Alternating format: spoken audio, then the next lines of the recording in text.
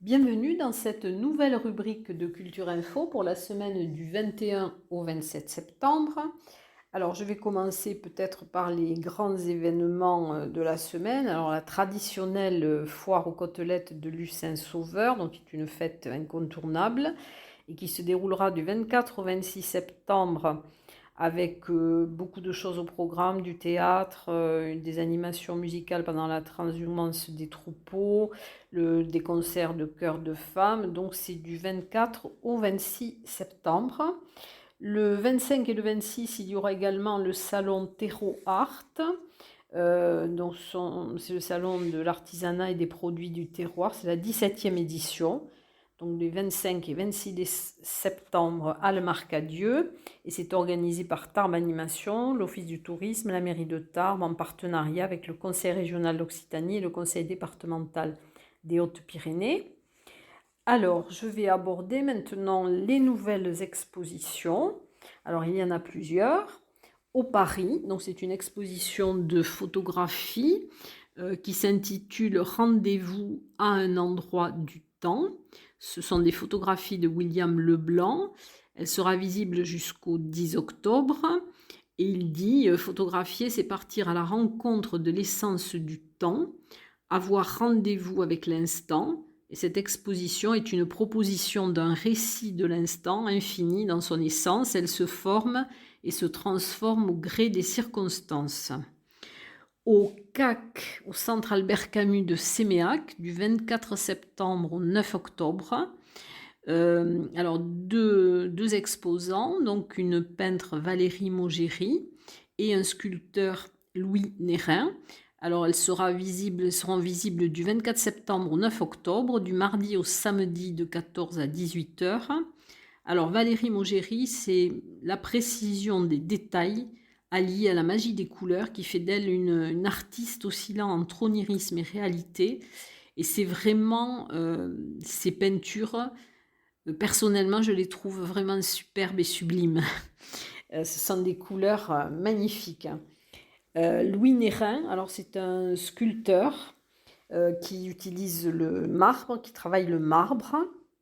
Et il trouve dans la sculpture un moyen d'interpréter ce qu'il ressent en contemplant les montagnes et en s'intégrant dans les immenses sculptures que l'eau a créées dans les canyons pyrénéens. Ce sont des formes sobres, épurées, qui renvoient à une sensation de calme et de plénitude. Une nouvelle exposition au laboratoire Omnibus à Tarbes. Donc c'est l'exposition Or là de Nicolas Moreau. Elle sera du 24 septembre au 23 octobre. Alors c'est une exposition personnelle du peintre qui réunit deux séries inédites intitulées Mystique et Mélancolie.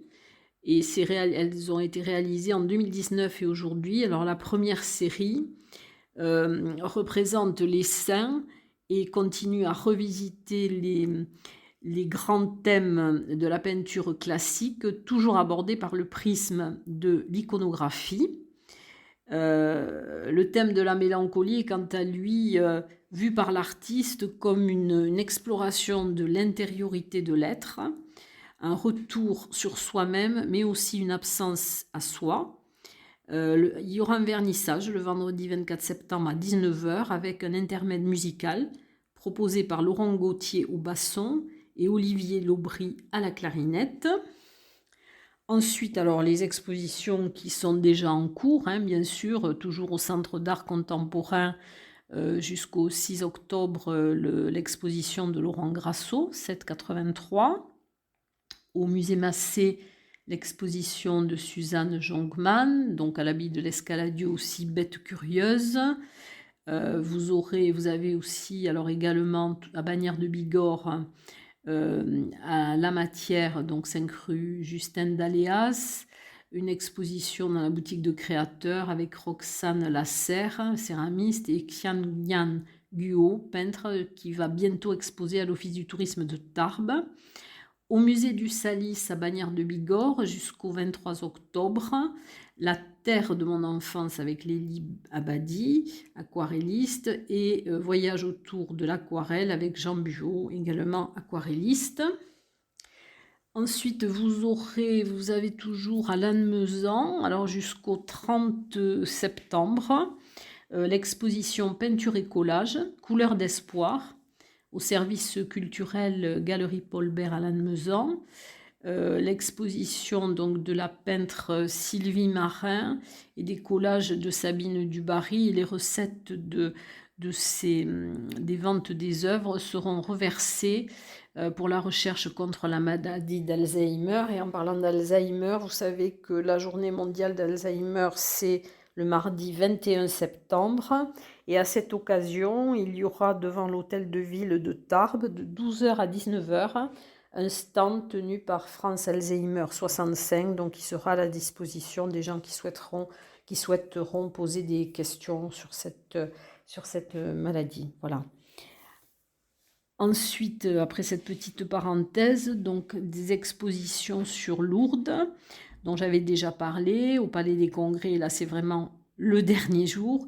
C'est la peinture Voici l'homme de Philippe Pugeot, puisqu'elle se termine le 21 septembre. À la médiathèque de Lourdes jusqu'au 26 novembre, l'exposition Sculpture et graphisme Chaos Zodiacos, donc qui est visible jusqu'au 26 novembre.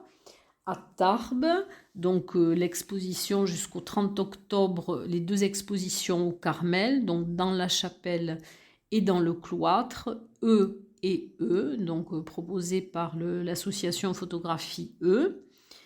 Ensuite, dernier jour aussi, puisqu'elle dure jusqu'au 26 septembre, l'exposition Fête du Timbre 2021 à l'Office du tourisme de Tarbes. Et la dernière exposition, donc à l'agence TLP Mobilité, 13 place de Verdun, photographie de Pierre Bergerot, donc qui vous invite à découvrir ces photos de l'île de Bréhat. Et si autre exposition, la dernière à Vic-Bigorre, l'exposition de cartes postales anciennes, Vic en 1900, du 8 au 21 septembre, et ce sont des cartes postales donc, qui ont été prêtées par le docteur Michel Strouille.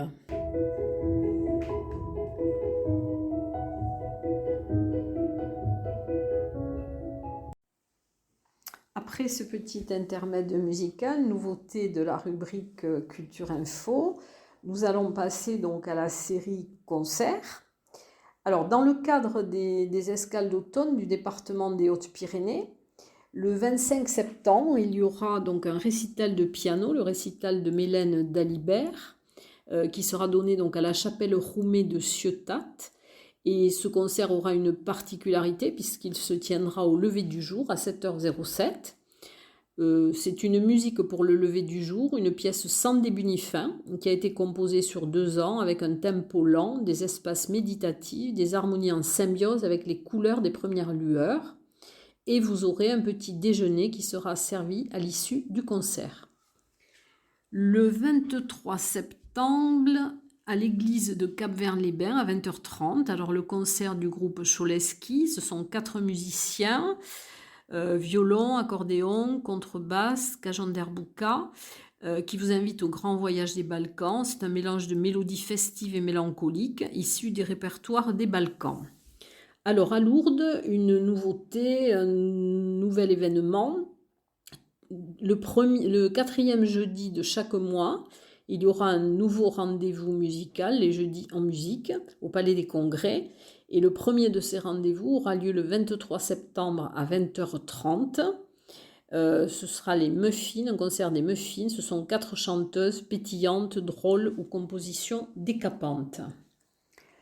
Le 25 septembre à 21h à l'église de Saint-Lary-Soulan, le concert du groupe polyphonique Kants Mesclats. Ensuite, alors nous allons passer au Paris, à Tarbes. Donc c'est un concert qui a été organisé par la GESP, mais qui va se dérouler au Paris, donc le mardi 21 septembre à 20h30. Alors c'est Marc Minelli. C'est un personnage incontournable de la scène rock française. Il fait partie de la catégorie des inclassables touche à tout. en solo, songwriter. Il explore un petit peu il fait aussi des collaborations audacieuses et ce natif du Havre ne fait rien comme les autres entre ballade blues et rock intemporel. Au Parvis, alors l'ouverture de la saison des premiers concerts, donc c'est le 24 septembre à 19h, place de Verdun à Ibos. Une fête de Valérie Bro-Antoni. Ça sera une approche sensible et créative de la fête où chacun peut découvrir et partager un moment de danse. Donc c'est organisé par le Paris. Au Centre Albert Camus de Séméac, ce sera aussi le concert d'ouverture de la saison 2021-2022 avec Guilio, le samedi 25 septembre à 20h30. On le définit comme l'auteur à la plume affûtée. Il est tourné vers l'humain et la sensibilité. Guilio, chanteur, guitariste, auteur, compositeur, interroge le monde. Il avait assuré les premières parties de Francis Cabrel. Il a aussi été en première partie de Juliette. Il se sent sur scène comme à la maison. Le 24 septembre, alors là c'est de la danse, un spectacle danse et numérique. Le 24 septembre à 10h à la Maison du Savoir de Saint-Laurent-de-Nest. Donc c'est Narcissus Reflected. Alors c'est une création originale qui questionne la morale et les valeurs d'une société qui peu à peu tend à légitimer individualisme et culte de soi à travers son écriture chorégraphique et conceptuelle, participatif unique. Le spectacle traduit l'énergie extatique et les convulsions extrêmes du monde. Théâtre. Alors au Théâtre des Nouveautés, dont le vendredi 24 septembre à 20h30, représentation de la pièce Héritage, écrite par Gloria Carreno, avec les compagnies Mosaïque, Les Pieds dans le Plat. La mise en scène est de Mercedes Tormo. Il y aura donc... les rôles seront interprétés par Françoise Delisle-Manière, Anna Mazzotti, Roland Abadie et Bernard Montfort. Et c'est un partenariat aussi avec la ville de Tarbes et avec le Lions Club. Alors vous pourrez avoir beaucoup de renseignements sur cette pièce. Si vous écoutez donc l'interview qui a été réalisée donc dans Culture Passion avec Mercedes Tormo et Françoise Delisle-Manière, et elle vous parle donc de la pièce Héritage. Donc vous pouvez l'écouter dans Culture Passion. Elle a été mise en ligne donc la semaine dernière. Alors, au Paris, vous aurez les coulisses du Paris. C'est une répétition et une interview en public animée par Éric Bentahar. Ça sera le samedi 25 septembre à 14h. L'entrée est libre et gratuite. Ensuite, alors vous aurez aussi le 26 septembre à 15h au Petit Théâtre Maurice Sarrazin à la MDA du Quai de la Dour par la compagnie L'Esparte 65, la pièce Glossaire, le Glossaire de Max Rouquette. Alors c'est une histoire un peu particulière, puisque c'est qui donne lieu au départ à des quiproquos, des situations drôles, loufoques, et qui va peut-être se terminer de manière un peu dramatique. C'est une concierge qui parle à son poisson rouge, croyant qu'il est la réincarnation de son mari Arthur. Alors, donc ça, c'était pour le théâtre.